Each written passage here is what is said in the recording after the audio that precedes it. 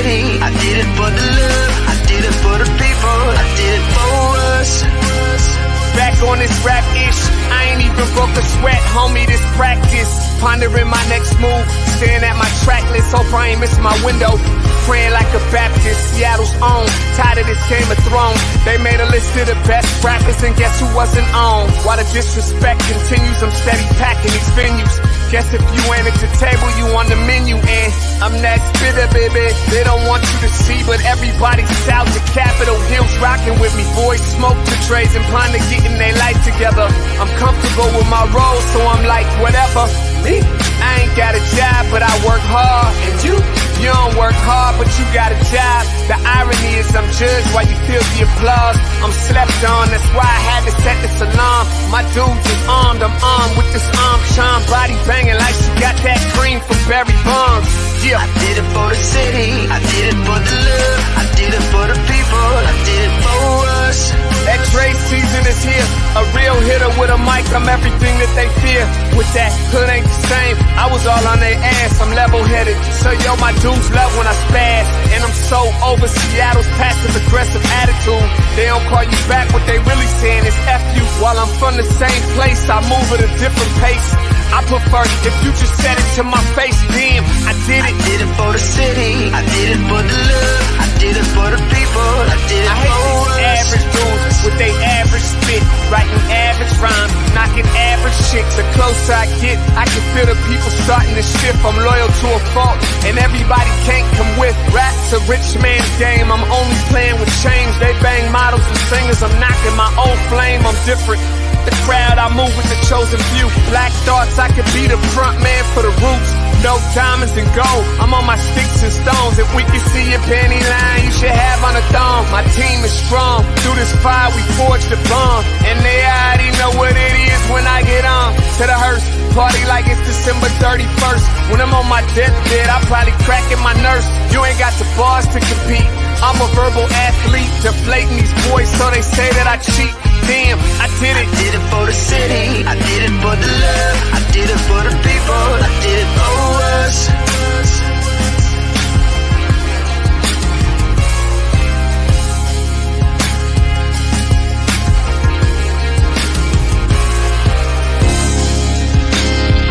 Yeah. I should probably start by apologizing for the long wait, man. You know, I know I be tripping. But I'm not just a rapper, I'm an artist. And, you know, my creative process is a little bit different than most. Nonetheless, I want to welcome everybody out to the Dre's Experience. I got TCF in the building. My whole camp's here with me. I got the band in here laying this cool-ass vibe. And I'm Seattle's own. Let's get into it. Welcome, everybody. Welcome to the Morning Update Show. I am your co-host, Trey Holiday. Want to extend a warm welcome Wednesday. You like that triple W for you today on this amazing Wednesday. Got a great show for you. And of course, we do this as a team. Got to bring in my teammate right here, Big O. What up, Big O? All right, Trey Holiday. How are you? I'm doing well. How are you? Well, I'm okay. Another day. Another dollar, maybe. Yeah. There you go. No, we got a great show lined up for everybody here today on the Morning Update Show. We're going to be joined first off by Brian Callanan of the Seattle Channel, Seattle News, also Seattle News, Views, and Brews. You can see that here tonight, 7 o'clock on Converge. He's going to join us. Then we're going to be joined by the director, Derrick Wheeler-Smith, Director, Office for Civil Rights here in the city of Seattle. And we're going to round out the show with a check-in from Mike Davis of the South Seattle Emerald. Yeah, full show today. Once again, these Wednesdays be packed. I love it. Yeah, no, the week always picks up here in the middle of the week. All right, let's get it going. Good morning, everybody. Welcome to the Morning Update Show. I want to remind you that right now is the perfect time to tag and share the stream. You could do that too, Derrick. Tag and share this stream right here with people who you feel would appreciate culturally relevant news and information emanating from right here in the Emerald City. Want to give a big shout out to our partners over at KBCS 91.3 at Bellevue College and the South Seattle Emerald. You can listen to the Morning Update Show anywhere that you listen to your favorite podcast. We got SoundCloud right there, but you can also check us on Google, Spotify, iTunes. All you got to do is search Converge Media Network. And all of our shows are on there. Everything we do, we have a podcast version as well. We create a lot of media, by the way. It's a lot of stuff out there. Pointing the show right here. Salman's got a link in the comments. This is hereforuswa.org. Hereforuswa.org. This is an online resource primarily targeting people in our community who are vaccine hesitant, but then there's also resources there if you want to get vaccinated, if you need a booster shot, looking for testing, everything else. This is a real interesting time, Trey Holiday, as in just 3 days, the masks are out, the vaccination card's no longer required by government. So it's a changing time, especially how people are thinking about the vaccine in our community. Yeah, absolutely. I mean, this is a lot of information to try to decipher for everybody. So I love that hereforuswa.org has said, look, we're going to try to make it very simple. We want you guys to have one spot for all resources. And also let's make some, communications that are really speaking to those in the community that are still hesitant. We understand it. Yeah, no, for sure. Now, me personally, Trey Holiday, I walk to the studio every day. So I wasn't impacted by the traffic, but the people up there on 4th Avenue were impacted. Seattle Police Department closed down the street right across from City Hall. Looks like they were doing some sweeping today. I know that isn't the term that the city likes to use, is sweep, but yeah, I mean, I didn't get all in the mix, as they say. Sometimes we've covered some of these sweeps before. Even well before protests in our community, right over there on Rainier. Yeah, covered some sweeps, and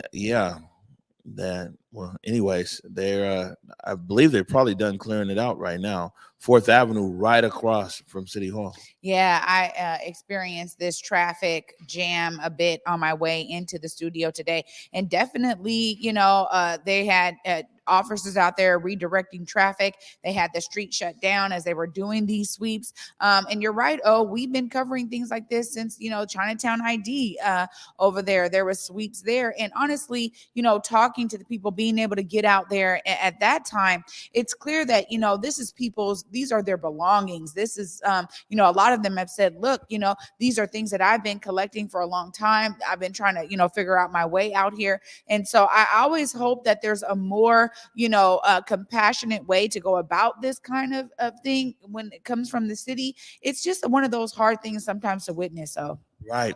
And so on this particular sweep, even though it's just a few blocks away, like I said, I heard that they were going to be sweeping, but I didn't see the documents around it and all these kind of things. And I don't know what resources are offered there. Ever since they got rid of navigation team and a few other things, I'm not really sure how SPD goes around, with these sweeps. It's always hard to watch, though, no matter what. Every day, as an everyday citizen, you sit and you watch those sweeps. But we've seen more and more, more and more of, I guess you would just say sweeps.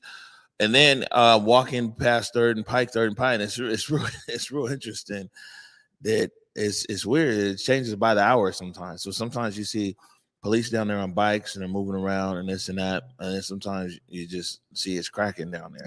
You know what I'm saying? So it's real interesting. Well, I think that this is also something that our regional homelessness authority is really going to have to take into account, right? I mean, not only are they trying to make sure that resources are out there for people, but a heavy part of what they really want to do is be talking to the people, centering the voices of our unhoused population, and being sure that the resources are meeting the needs, meeting the demands that are necessary out there. Because honestly, there's a lot of reasons. We've talked about this before.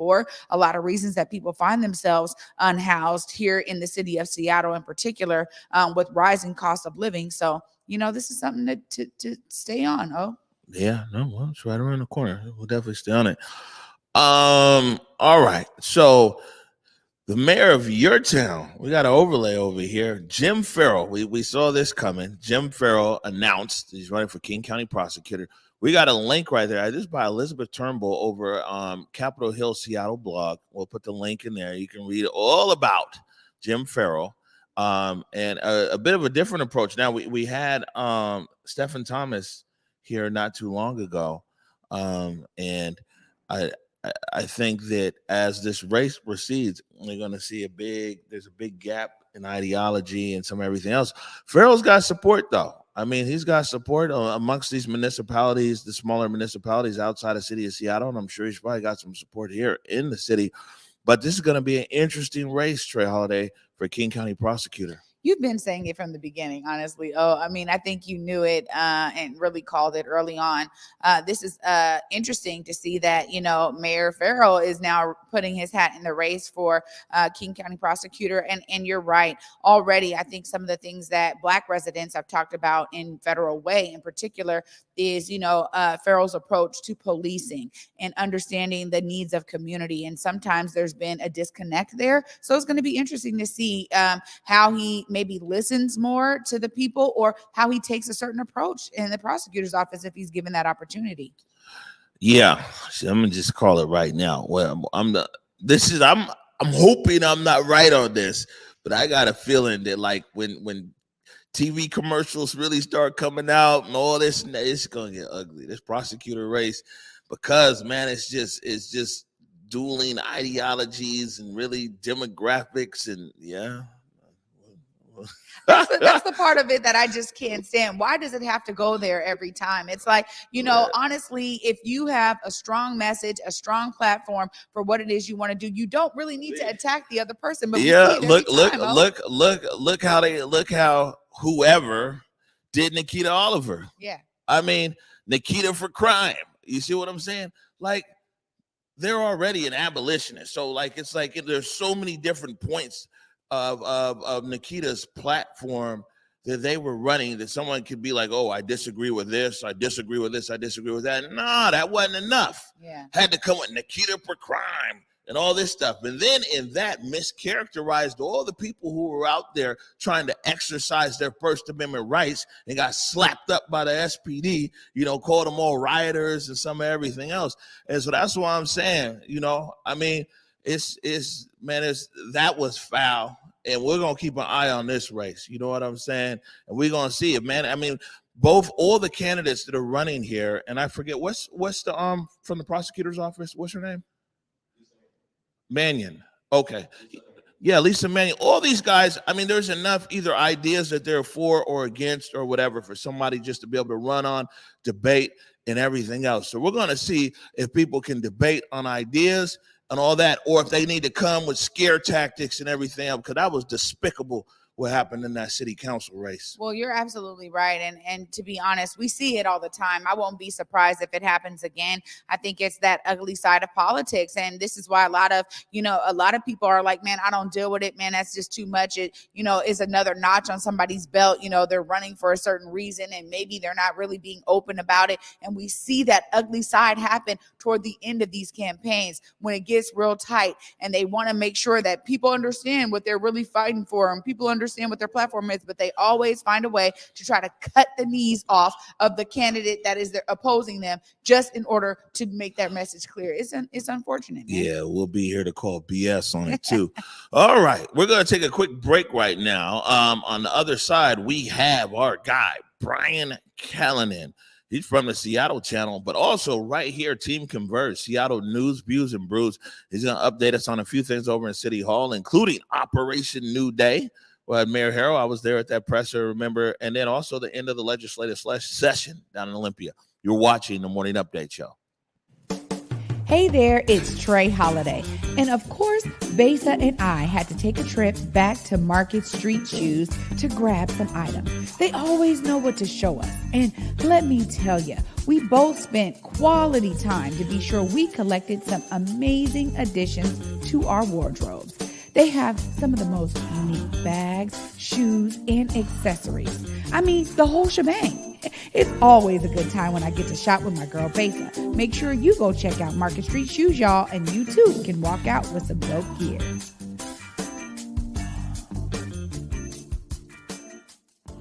Hi, this is Robert Battle, Artistic Director of the Alvin Ailey American Dance Theater, and we're thrilled to be performing live on stage again. Come see the extraordinary Ailey dancers during my 10th anniversary season and enjoy some wonderful new work, plus returning audience favorites, including Revelations.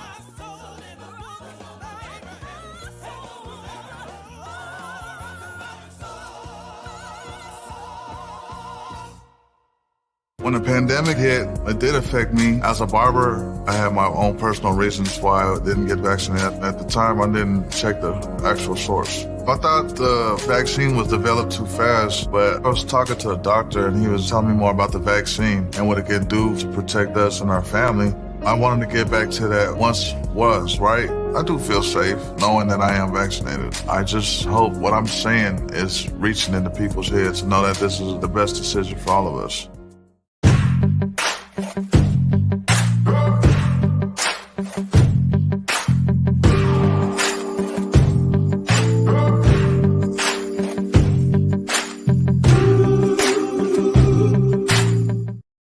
All right, you see it right there. Seattle News, Views, and Brews tonight, 7 p.m. But right now, we're going to be joined live by Brian Callanan. Brian, what's up, man? Hey, good to be with you guys once again. Great to see you, Trey. Yeah, you as well. Oh, look at this. It's the booth of truth, right? Yeah, right. We're making it happen right here. You got it. Good to see you guys. All right, Brian, man. As Wednesday, and you're always joining us on Wednesday for an update of what's going on generally around here, because there's a lot, but then also we can look forward to the show tonight at 7 o'clock. We're covering a number of different things, and we made sure that we touched on, and I'm with my co-host David Croman on this, we made sure we touched on the search for a new Office of Police Accountability, that director there. They're searching for that. Andrew Meyerberg, as you know, stepped down in January to become the mayor's director of public safety, so they're looking for somebody to fill that role. And at the council meeting yesterday, the council was talking about this, and normally what the city does is when somebody leaves an office like that, they give it a 90-day period, and after that point, they fill that position. In this case, they want to take a little bit longer with that. The mayor's office is going to be working with the city council on this. They're working on putting together a committee so they can bring in some really good candidates from all over the place. We'll see how that process goes, but instead of having this filled by March or so, this is going to be something that's going to be filled, or at least they'll start the interviews, it sounds like, on May 27th. So this is going to be into the summer that we're going to hear about this. And let me jump in here. Yeah. Because you're talking about OP. Listen. Yeah. If all the mayor and the city council are gonna do is appoint somebody else to be a fall guy to be ran over by this truck called the SPOG contract, which is actually dictates how almost everything here with law enforcement is ran. People don't understand the fundamental policy, besides people taking 14 months to get back and close cases and all these other kinds of things. The bigger issue here, it is SPOG is running the show. And what needs to happen is Mayor Ferrell needs to just boss up in the city council, and they need to demand that, yes, Seattle police officers need a fair contract, but the citizen stakeholders of the city of Seattle need a fair contract as well. And as long as SPOG can sit down there and call all the strings, then you got a weak, watered-down OPA and you got a weak, watered-down OIG. The OPA was supposed to have subpoena power and all kinds of things, but it was negotiated out the contract, in the SPOG contract. So I'm not going for the song and dance that's coming out of City Hall. Like, ooh, we're going to get a new OPA director. It's going to be okay. Until they make a change of policy in the relationship and the contract with SPOG, we're not going to see nothing different here. You're right on with that, Omari, and I think a lot of people who were critical of that office over the last 4 years were really critical of the approach that Andrew Meyerberg took. He's an attorney. He really took that kind of very careful and just a very careful approach to what he did. And in doing that, he wanted to make sure that the discipline he was issuing out there stuck. So he's like, well, is this going to go against the contract or whatever else? Can we actually get this to stick? So the amount of actual discipline that was handed out, at least from the OPA's office, went down during his term of 4 years. So it's going to be very interesting to see who they choose there. Keep going. Yeah. It's also got to be a respected position, though, because Meyerberg sent almost 100 recommendations over there to the SPD, over there between Chief Best and Chief Diaz. It's up to the Seattle Police Department if they take up the recommendations. That'll tell you now, what Meyerberg did do in his office would be like, man, this is a bad policy. Might want to change. Sent it over to SPD, and, just kind of like a lot of things, goes there to die. So Yeah, no, and that's an important part of this. The OPA, that new director is going to be a big role also in looking what the mayor said last week. He says he's going to have that list of police chief candidates by the end of this month. So we're talking about two really big positions there when it comes to the SPD that the mayor is talking about here, that the city council is talking about here. It's a big, big change for the city of Seattle, and we're going to see some big movement on that in the next couple of months for sure. Well, this is something obviously it's going to hit a button over here because we've been Yep. on it, Brian. What else do you guys have going on tonight on Seattle News, Views, and Brews? Well, we're talking about this Operation New Day as well. You remember that press conference? Omari was there just last week. This is the plan by the mayor, by the SPD, and by a number of other law enforcement agencies like the DEA and the Department of Justice, et cetera, the city attorney's office, to clean up, as they say, different areas. They've been talking about 12th and Jackson. They did some work up there in Little Saigon. They've been talking about the Blade, the neighborhood there on 3rd Avenue in downtown Seattle, trying to clean up some of that too. I was very interested about this because the chief and the mayor are talking about this, but we're going to hear from the chief here in just a second. The chief was saying, hey, this isn't something that the Seattle Police Department is going to be able to do all by itself. Let's listen.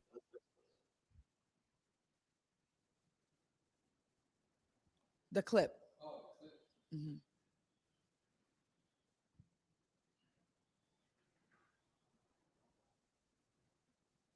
It may take many months, but the one thing is certain. It cannot be done by SPD alone. We need help of all city departments, our federal law enforcement partners, the King County Sheriff's Office, Metro Police, the courts, and the jail. We need the support of our community. We all have a lot of work to do. Let's do it right, and let's do it together. Okay, hold on. I just want to say something about this because obviously, like I said when we were talking about this, I drive by 12th and Jackson almost every single day, and I have literally seen a cleanup of the streets. But my question always goes to, where are these people going? When we talk about sweeps, we were just talking about that. We have to also understand and identify the resources for these people on the back end. Just simply cleaning up the streets is not getting rid of the problem, Brian.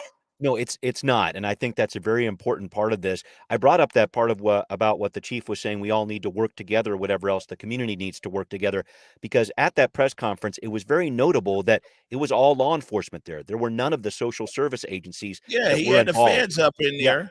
Yeah. They had the feds up in there talking about community need to work together. But what community wasn't represented in the press conference? Yeah. And that's a huge part of it. And I think about this too, and we bring it up on our podcast tonight. You know, who is going to actually support Operation New Day from the social service side of things? And I know you guys have talked to Choose 180, Sean Good, and I'm really wondering what some of these different social service agencies are saying about that. Are you guys getting any feedback from Sean or anybody like that about what the mayor's saying here with this Operation New Day? Man, well, the feedback we got was from the boss himself over there, the chief executive of our city, and he said he's not naming nobody, and he's going to do inventory over everybody, and then after he does inventory, he's going to let us know who the top guns over there, because I said, hey, you got the top guns in law enforcement right here. Where's the top guns in social services? Right. So he said he's going to get back to us on it. I haven't talked to any of a lot of the groups that we're in touch with, but you know, the mayor said he's taking inventory. So, which is interesting. And I haven't. Have you heard, Trey? Yeah, I just wonder who's on that list, because it really gets back to what you're talking about, Trey, which is when these things happen, where do these different where does the criminal activity move to? And with 3rd Avenue, we're talking about a problem that has been there for years. And I'm talking about decades here, that area that's called the Blade there. And this is something that a lot of different people have been talking about. Do you need to do this kind of situation where you clean up things quickly and then bring social services in, which is what the mayor is talking about? Unfortunately, that just has not worked over the past several years. I remember the 9.5 block situation, or the 9.5 blocks program that that Mayor Murray put back in place in 2015. Very similar deal, just around the corner from where we're talking about here on 3rd Ave. So I'm not quite sure what this is going to do. I know this is something that mayors like to do when they first step into office to show some progress or whatever, but this is a pretty concerning issue.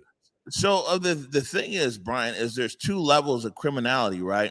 And the high level of criminality here, which is happening, is this pipeline of fentanyl from Mexico and from other places here into our streets and across King County.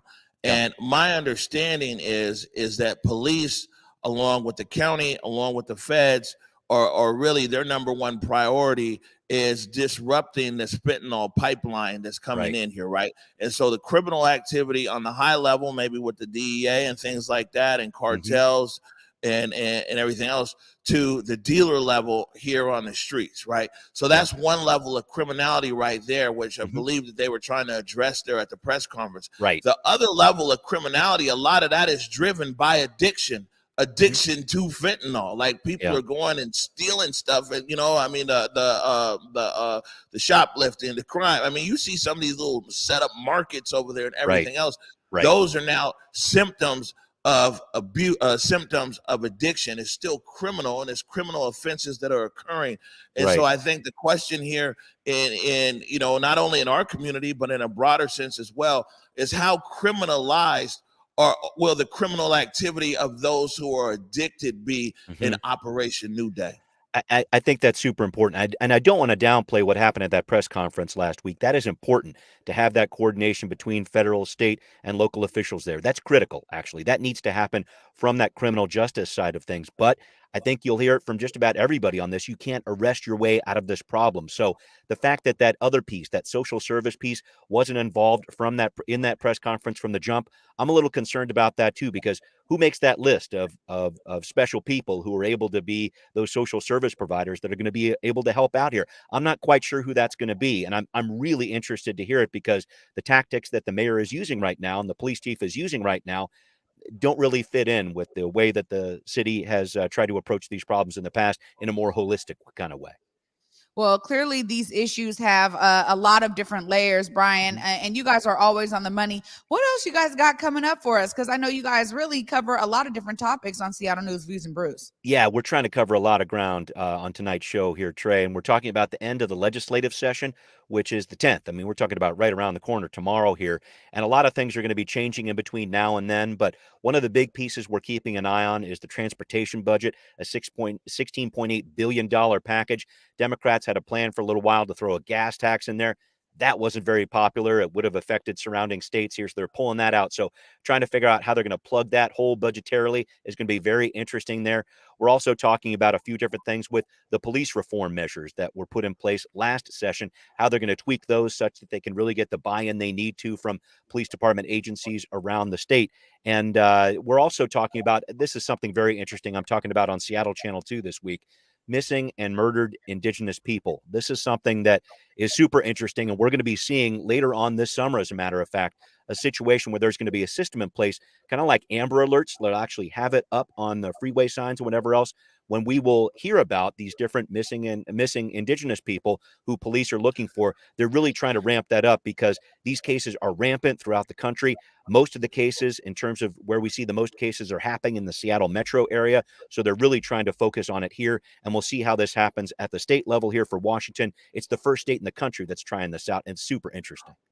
Right, man. That's real interesting. We had Councilmember Juarez here a few months ago, and it was crazy learning the history behind all of this. And Seattle is continuously number one. When you talk about missing and murdered Indigenous women and girls, Indigenous people, and we're actually have something in the pipeline here. We're working with Councilmember Juarez and other Native organizations here because we want to work with them to be able to create PSAs. Like you said, they're centralizing the communications. Well, when someone comes missing, then like all of the like on this part of the state, all the reservations and everything will feed into one database. Everybody's looking out for people. So what Converge is doing is we're going to create PSAs on who's missing, but also who's found.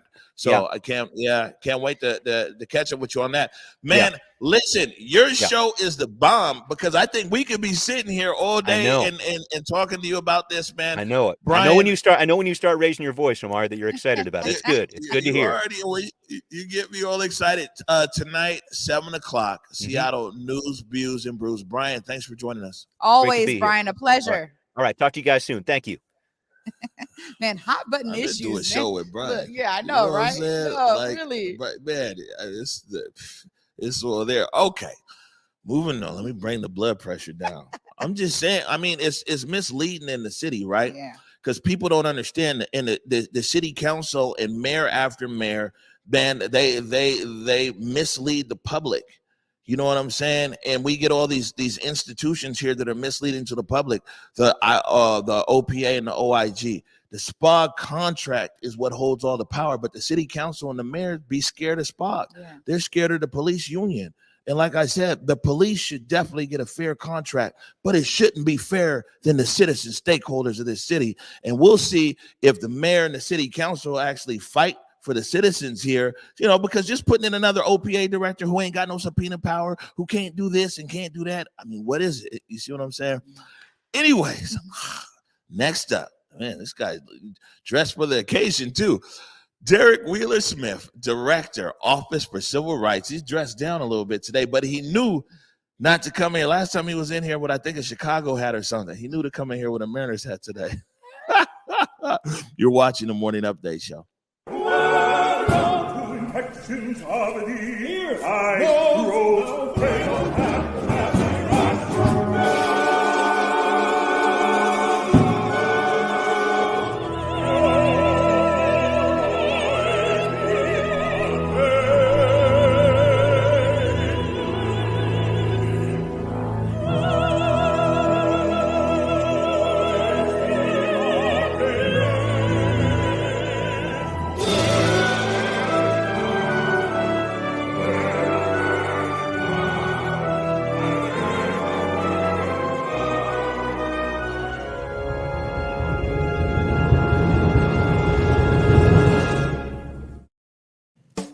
Hey there, it's Trey Holiday. And of course, Besa and I had to take a trip back to Market Street Shoes to grab some items. They always know what to show us. And let me tell you, we both spent quality time to be sure we collected some amazing additions to our wardrobes. They have some of the most unique bags, shoes, and accessories. I mean, the whole shebang. It's always a good time when I get to shop with my girl Besa. Make sure you go check out Market Street Shoes, y'all, and you too can walk out with some dope gear.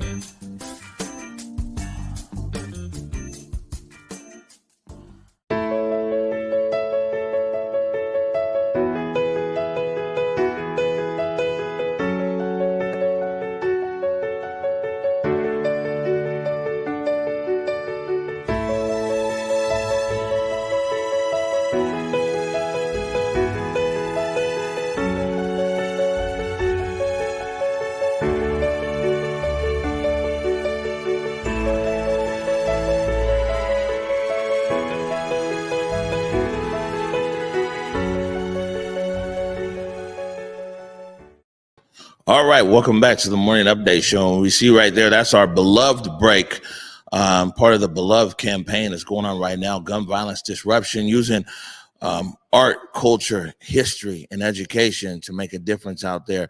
Joined right now by our brand new Director for City of Seattle, Office for Civil Rights, Derrick Wheeler Smith.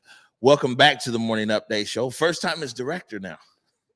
Yes, first time as director of the Office for Civil Rights. I, of course, was here when I worked with the county, but excited to be here with y'all this morning. All right, good stuff.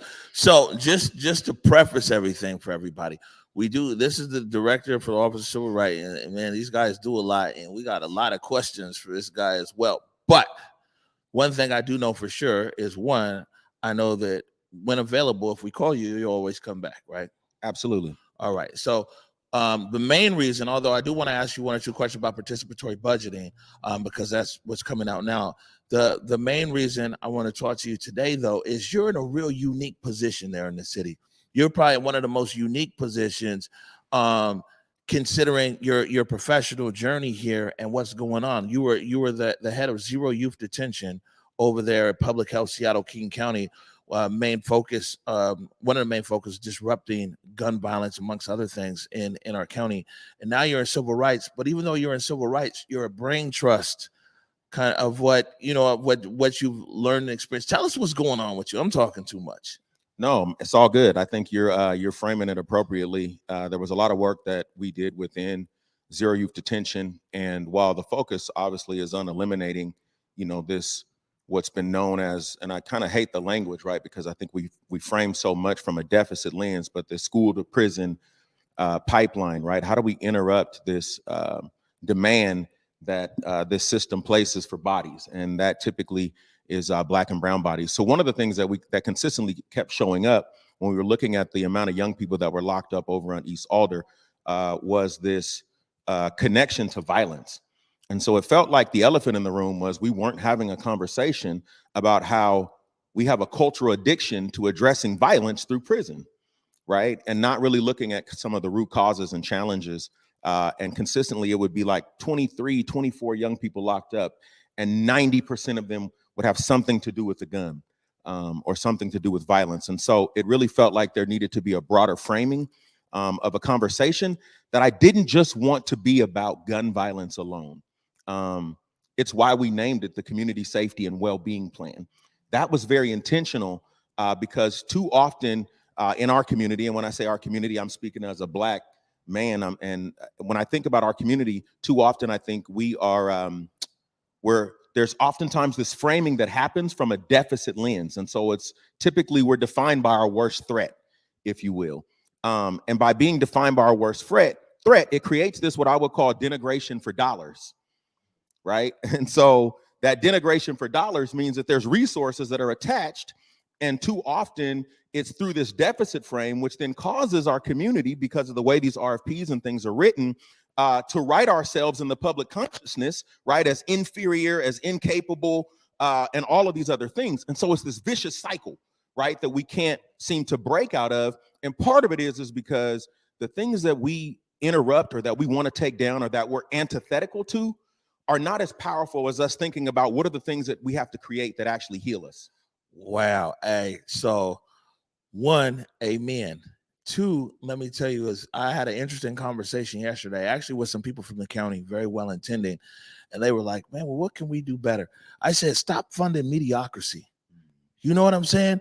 I said, there's so much money that goes into mediocrity. Where's the money in that, the holding us to a higher standard, to investing in our greatness and to investing in everything else? You know what I'm saying?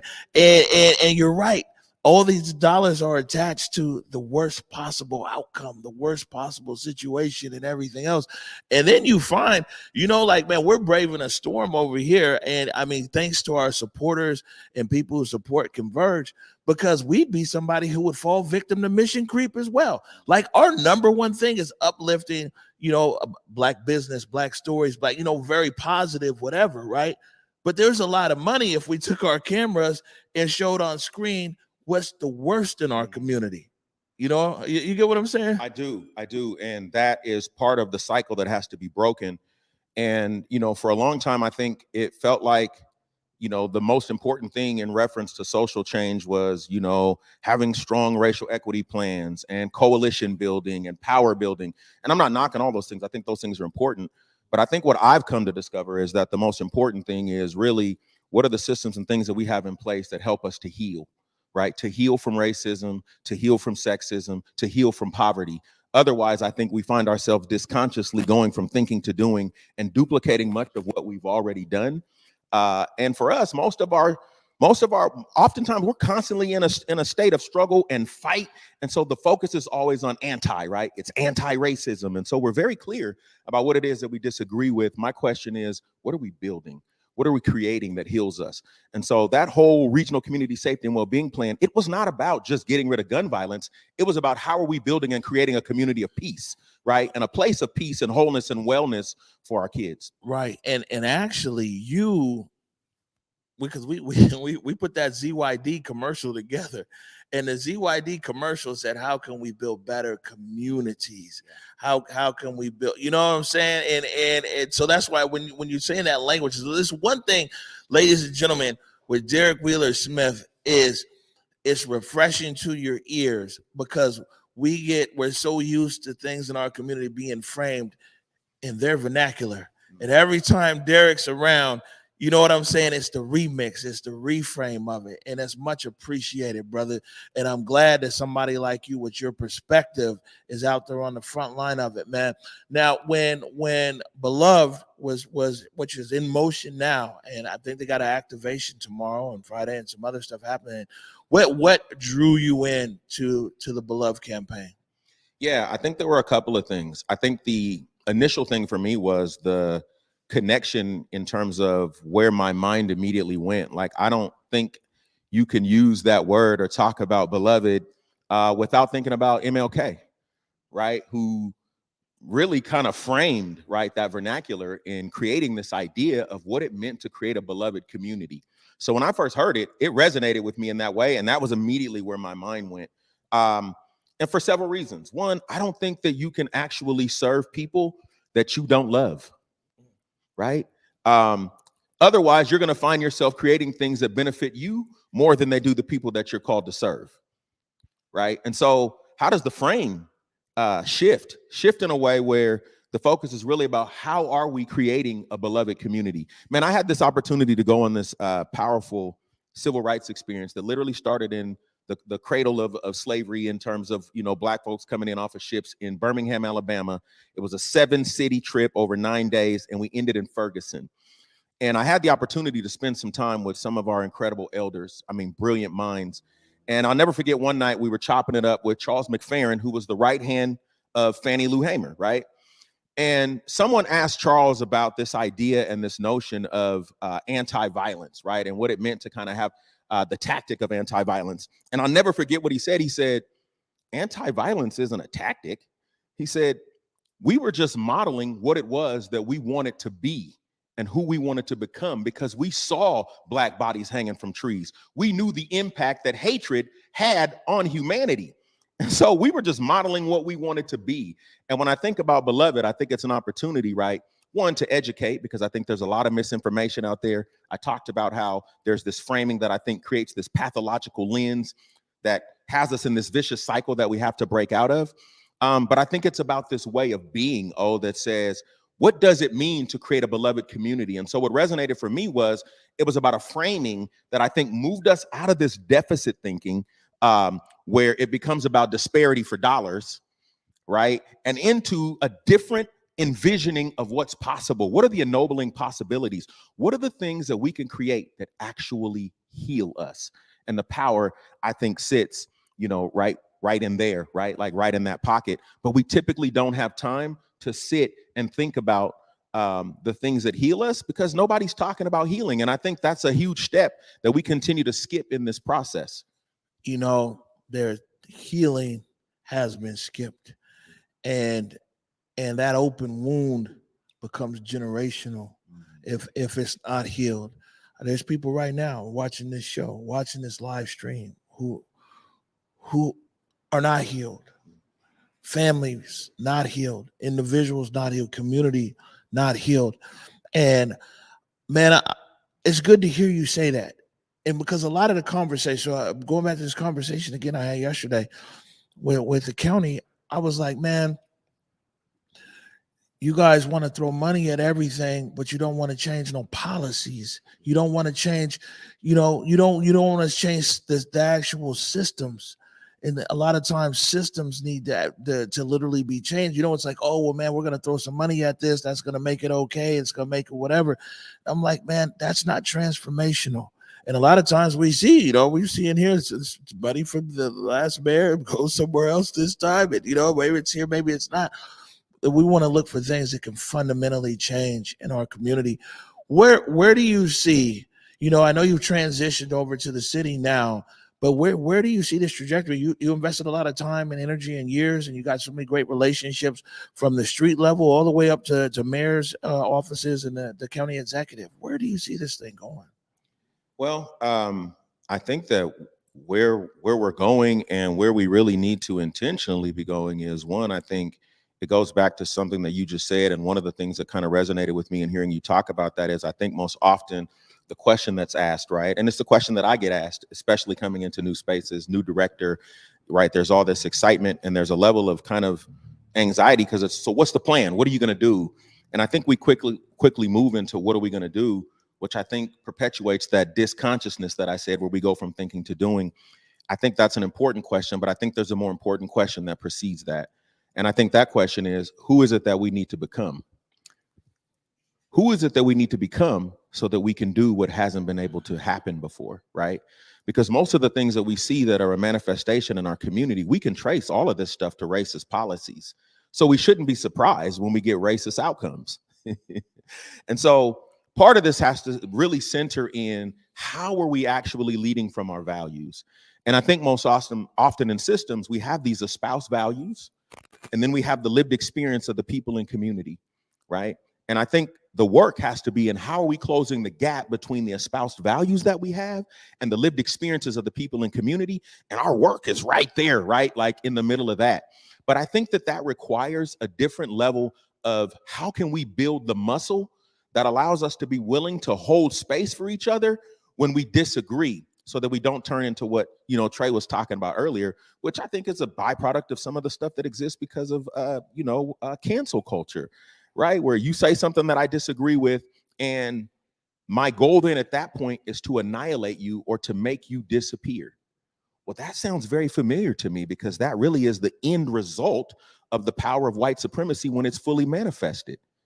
It's to annihilate you so that you no longer exist. So if we don't heal, then we begin to leverage the same tactics of the oppressor, right? And we can't talk about transformation within our communities without being willing to be transformed. So how do we hold space with each other long enough so that you and I can walk in community and in relationship? And just by virtue of our commitment to doing that, we're experiencing transformation.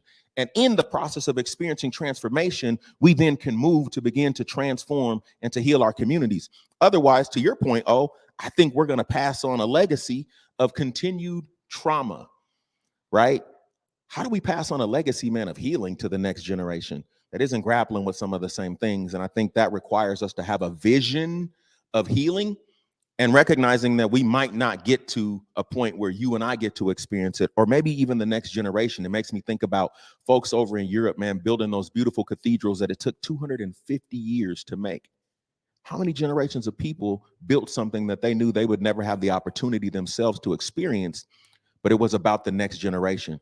But we're so selfish that it's really about what's going to set me up for my next promotion, what's going to set me up to give me access to power, right? It becomes about all of these things that I think are deeply connected and tied to what I call the seduction of whiteness, right? And I'm not talking about a property of skin. I'm talking more about a system that, implements its ways of thinking and being in both implicit and explicit ways, right? So how do we move away from some of these things historically that have harmed us? And our focus isn't so much on anti and what we're against, but it's on what are we building and what are we creating and where's the legacy in that in terms of what we're passing to the next generation. Man, Derrick, I'll say this, bro, that we're going to leave this here because we're going to follow up on this other stuff another time. This message in this space right now is important. You know what I'm saying? And it's important that people grasp like what you're talking about here. And I want to tell you that we appreciate your work. We appreciate that you've been consistent in community. Irregardless, you show up. And man, you're always willing to take on the tough thing. You know what I'm saying? It's a lot of times, it's easy to kind of show up around whatever. But when it's tough, and when you are on the other side of an argument, and when it's not always easy. Just want to acknowledge that, man.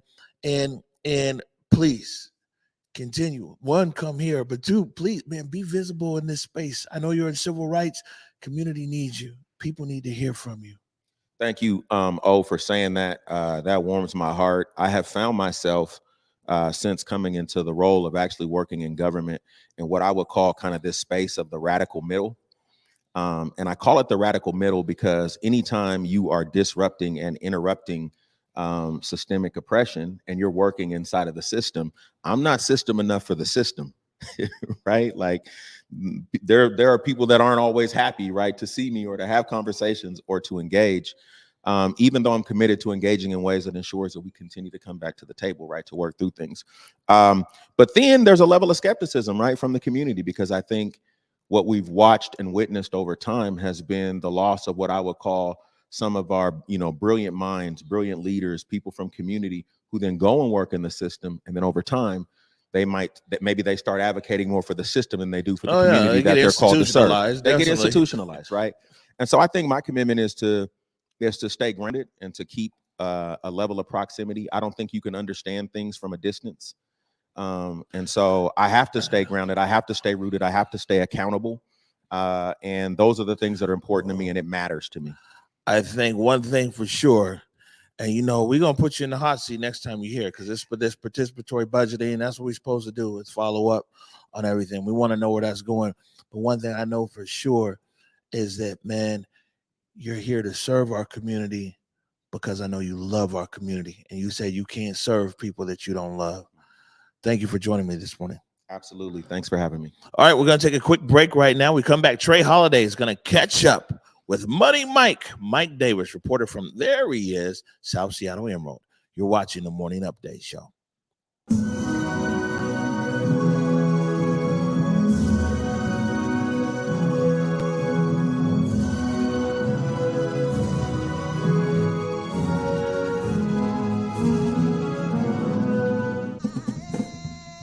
In the depths of Belize, the travelers come across the waters, harvesting with their hands, learning of resilience rooted deep in the lands.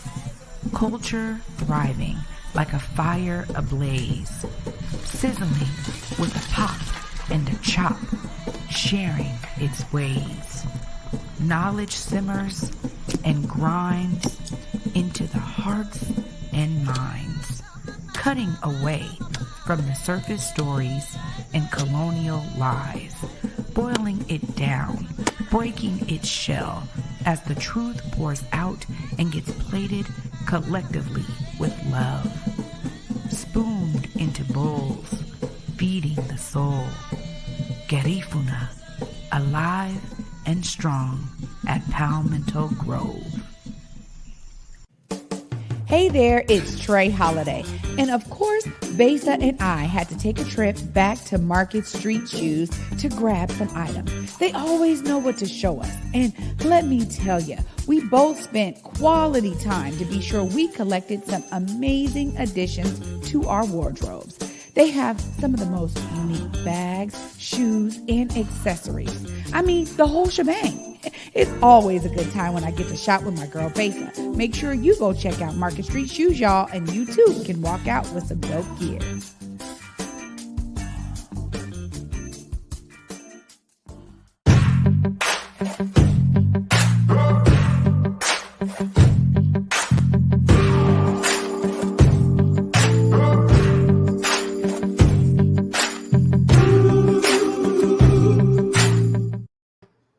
Welcome back, everybody, to the Morning Update Show. I'm your co-host, Trey Holiday, and boy, oh boy, was that a phenomenal interview. Can't wait to wrap it up with, at the end of the show. But you guys know we got to hear from our guy, Mike Davis. What's up, Mike? Muted again. Yo, I'm sorry, man. Trey, I'm happy to be here. That's your intro at this point, Mike. We're just going to be, you're going to do that every week, and we're going to be like muted again, and we're going to get right into it. All good. How are you today, my brother? I'm good. And man, that's somebody in the back, man. They're muting me. I unmute and then I remute. But can I just say something before we jump in? I don't see right now, but I just got to say, I was watching on the Seattle channel when the mayor was there. He had the whole super team of folks that are addressing public safety. And I just got to give a shout out to O.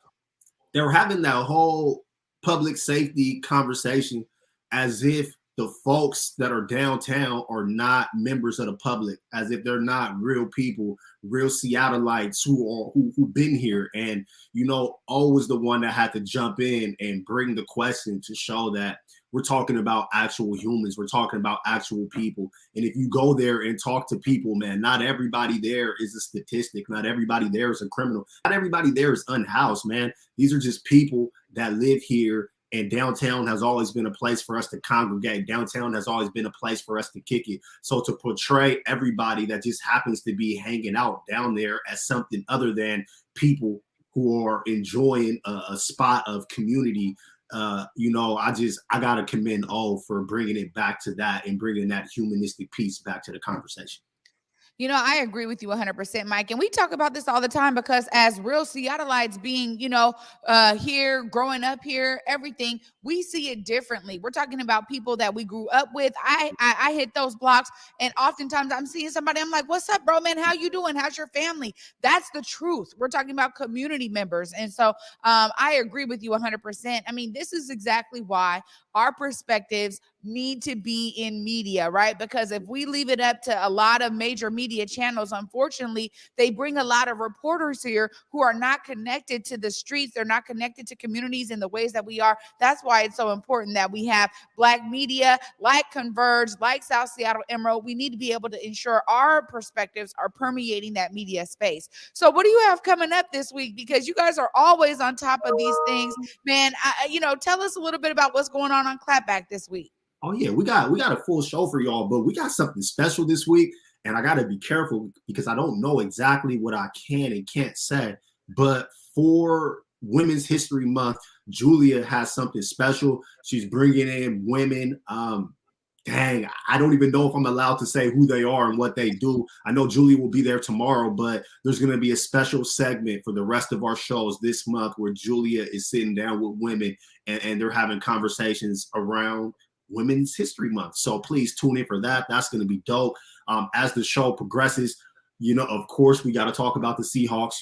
Russell Wilson is gone. Bobby Wagner is gone. That's going to be a big blow to our city. We got to jump on Joe Biden. We're talking about the Russian oil and natural gas, all of those imports, pull the plug on all of that. What's that going to mean for us here in America? I think we're already seeing what's going on with gas prices. We're going to talk about the WNBA. One of their stars, Brittany Griner, is actually being detained on drug trafficking charges in Russia for getting caught with like a vape pen and some weed oil, which is ridiculous. And then, we got to dive into Ukraine, and, we got to talk about the Africans and the Indians in Ukraine who are facing a lot of hostility and violence as they are trying to flee all the conflict that's going on over there. We see all the images of the Ukrainians and all of the countries around that have rallied around them as refugees. But what about the Africans? What about the Indians? What about the people of color? And we're going to talk about what they're facing as they're trying to get out of Ukraine.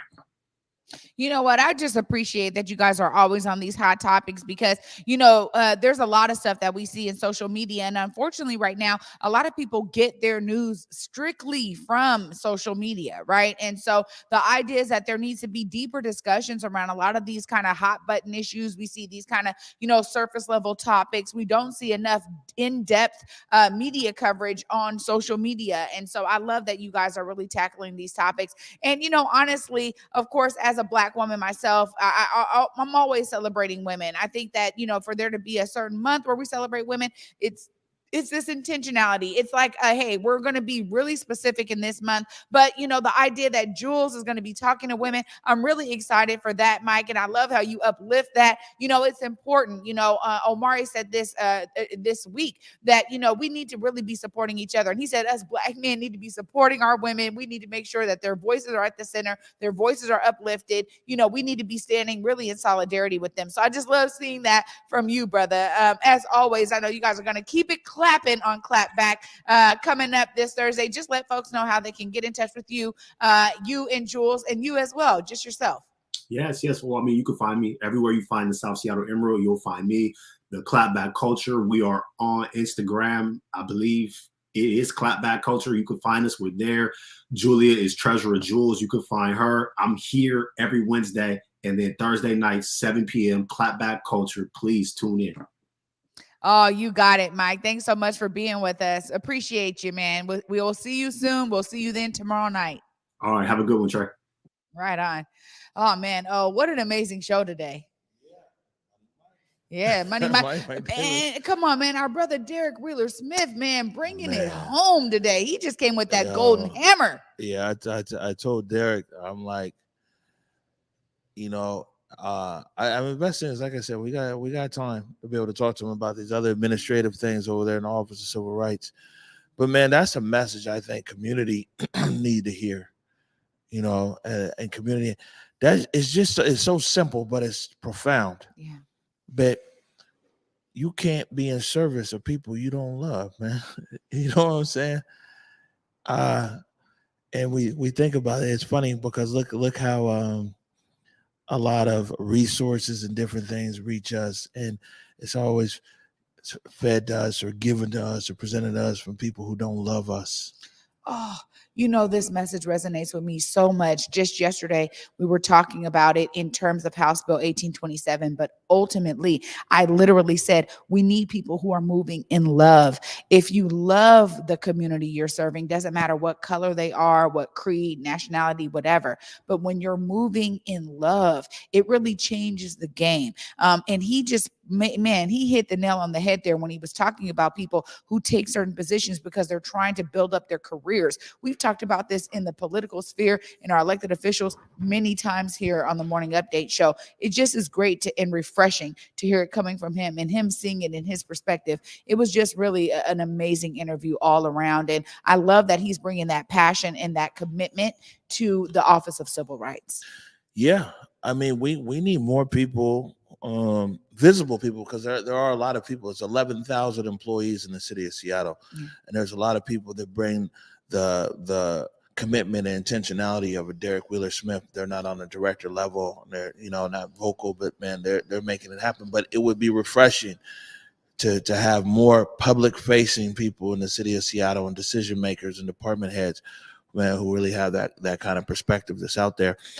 We've gone a little overtime because we went long with Derrick, but it was well worth it. Yeah. A few things here, of course, tonight, 7:00, Seattle News, Views and Brews. And I mean, this has been a great show all the way around because, Brian Callahan, he got it popping here from the beginning. And then also tonight, me and Besa, we're going to go see Blue over at the Seattle Opera. I know you already saw Blue. And of course, Anthony and Marley Love, Traveling While Black in Seattle, they already saw Blue as well. So we're going to go see Blue there. This is something you people saw the commercial that it's in there. It played earlier, though. But Alvin Ailey dance. Do you have an overlay for Alvin Ailey over there? There it is. Alvin Ailey coming to the Paramount, the March 26th and 27th. Tickets are available now.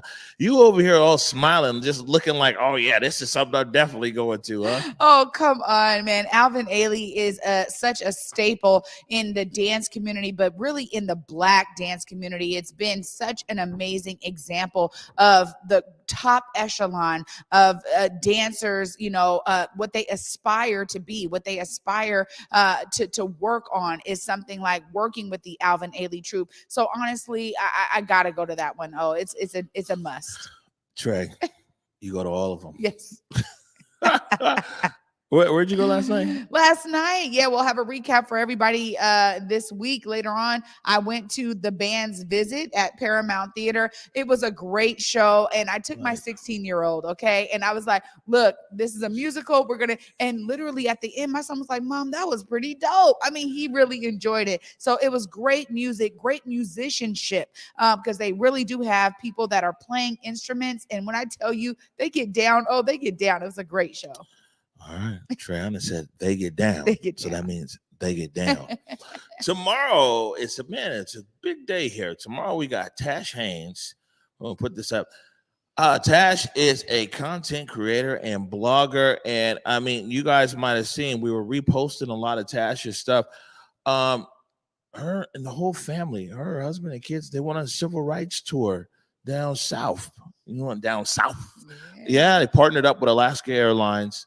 Flew down there and visited quite a few places and locations. And so Tash is going to come here tomorrow and talk about her experience there on the Civil Rights Tour. Oh my goodness, that's beautiful. And hey, now every time is a time to be hearing about civil rights. And I'm excited to hear how her kids responded to it. Yeah, no doubt. All right, Trey Holiday, looks like we're 2 minutes over time. Any last words before we get out of here? Oh, Derrick Wheeler Smith just inspired me so much today. You guys be inspired. See yourself as a part of the solution, no matter what it is that you think is important in this world. If you're not utilizing your voice to help further those efforts, you're doing our whole society a disservice. So be inspired and see yourself as a part of the solution out there.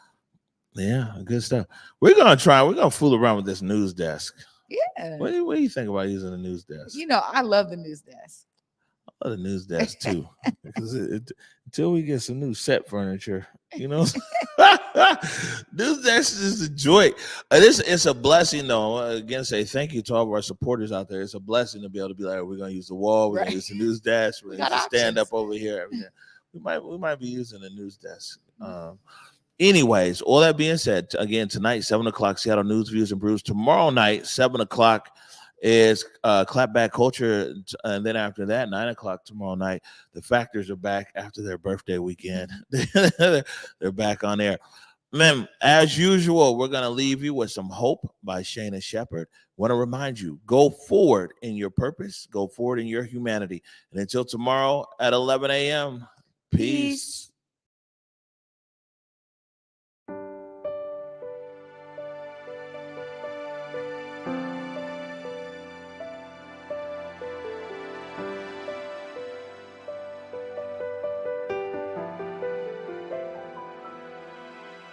What do I see through a lens of fear?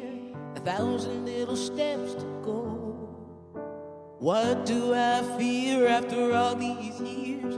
Lord knows I don't even know. I've been running on the edge of a sundial, sleeping in the shadow. I've been begging you to see me, then hiding beyond the unreachable. Looking out left on a right-hand turn, just trying to make a deal. A lazy shoes and love is a love that churn. That's the kind of food that heals. I've been searching for the end of an era, waiting to be ready. The world is bigger than a moment. Be steady, that's how you can feel it's real. But I feel naked.